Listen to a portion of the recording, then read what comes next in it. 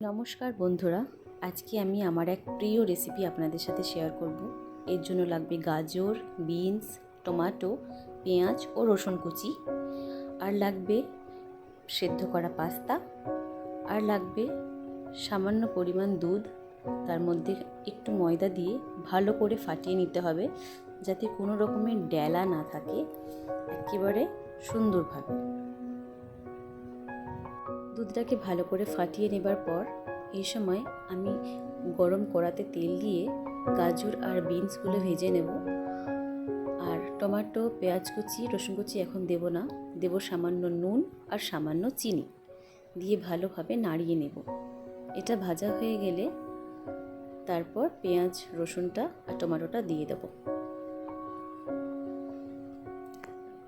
আমার যেহেতু ভাজা হয়ে গেছিল, তাই পেঁয়াজ, রসুন, টমেটোটা দিয়ে দিয়েছি। এখন এটাকে ভালোভাবে নাড়িয়ে দেবো সুন্দরভাবে।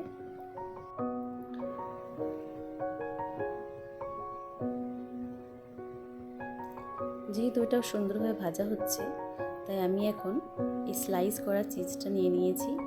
নিয়ে ওই যে ময়দা দিয়ে ফাটিয়ে রাখা দুধটা ছিল, তার মধ্যে এই চিজগুলো ছোট ছোট করে পিস করে তার মধ্যে দিয়ে দেব। আর আমার হাতে একটা ছোট্ট কিউব ছিল চিজের, সেটাকেও আমি ওর মধ্যে দিয়ে দেবো। যেহেতু আমার গাজর বিনসগুলো ভাজা হয়ে গেছে, এখন আমি দিয়ে দেবো পাস্তাগুলো। দেখুন পাস্তাগুলো কত সুন্দর সেদ্ধ হয়েছে।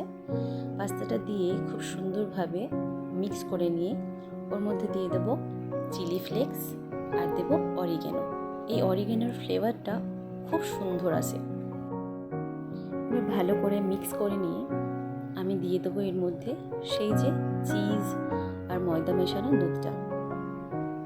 এইবার এই দুধটা দিয়ে ভালোভাবে মিশিয়ে নেব সব কিছু। আর আমি ততক্ষণ পর্যন্ত এটাকে মেশাতে থাকবো যতক্ষণ এটা গাঢ় না হয়ে যায়। দেখুন কত সুন্দর ক্রিমি ভাবটা চলে এসেছে, খুব সুন্দর লাগছে। এটাকে খুব হালকা আঁচে এইভাবে ঘুরিয়ে ঘুরিয়ে মেশাতে হবে যতক্ষণ না ভীষণ ক্রিমি ভাবটা আসে, ততক্ষণ পর্যন্ত। আমার হয়ে গেছে, আমি নামিয়ে নিয়েছি। দেখুন কত সুন্দর হয়েছে জিনিসটা, কতটা সুন্দর ক্রিমি আর এত ভালো ফ্লেভার আসছে যে আমি আপনাদেরকে এইভাবে ক্যামেরার মাধ্যমে দেখাতে পারছি না। খুবই সুন্দর হয়েছে এটা, ভীষণ লোভনীয় একটা খাবার।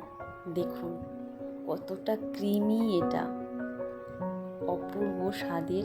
আমার সব থেকে ফেভারিট ডিশের মধ্যে একটা এই হোয়াইট সস পাস্তা, খুবই সহজ আর খুব সুস্বাদু। চলুন একটা বাইট নেওয়া যাক। জাস্ট ওয়াও, খুব সুন্দর হয়েছিল খেতে, অপূর্ব দেখতে হয়েছে, তাই না? আশা করি আপনাদের সবার খুব ভালো লেগেছে আমার এই রেসিপিটা। দেখুন কতটা লোভনীয় দেখতে হয়েছে। আসুন পুরোটা শেষ করে ফেলি, জাস্ট আর নিজেকে কন্ট্রোল করতে পারছি না, তো হামলে পড়লাম খাবারের মধ্যে আর এইভাবে পুরোই শেষ করে ফেললাম। এই স্বাদের কাউকে ভাগ দেওয়া যাবে না, তাই না? এই রেসিপিটা কেমন লাগলো জানাতে ভুলবেন না। ধন্যবাদ।